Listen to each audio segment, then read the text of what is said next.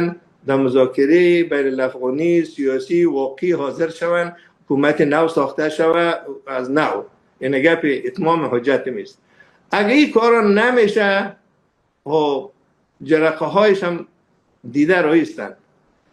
ملت بدخشان همونطوری که نقشهش مثل تاج در سر افغانستان هست، اونم رقم جایگاه مقاومت را برای خود اینمی حوزه مقاومت برای خود اینمی اختصاص داده. در مقاومت قبلی هم دیگه اینا نقش خود داشت، هم بدخشان، تخار، بغلان، پنشیر که آخرین جایی که مانده بود مینا بود. در کنارش هم باز مسئله بلخاب و درستوف و یکاولنگ و بامیان.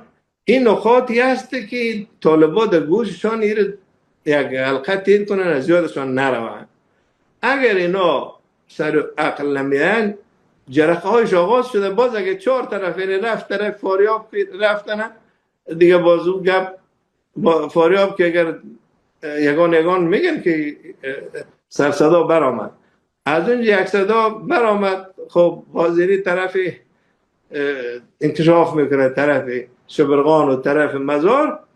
باز دیگه گلایه وطنداری، اگه وطندار بدانن ما خب میدانیم، هنوز اونا را وطندار میگم، از همه افغانستان است دیگه. اونا ما را وطندار نمیدانه، اونا ما را مسلمان نمیدانه، اونا در حق ما هر ظلم میکنن.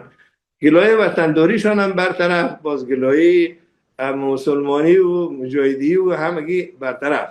ما هم اونا را مسلمان هم میدانیم، مجاهد هم میدانیم، منطقه یک مسلمانی که با گرایش های سلیقه های افراطی خراب اونای خود بگذارن، همه ما در کنار هم زندگی کنیم. اگر نمیکنه باز دیگه اتمام حجت تمام و دیگه باز ما هم ممکنه که شورای عالی مقاومت فیصله کنه که به فاز نظامی میریم.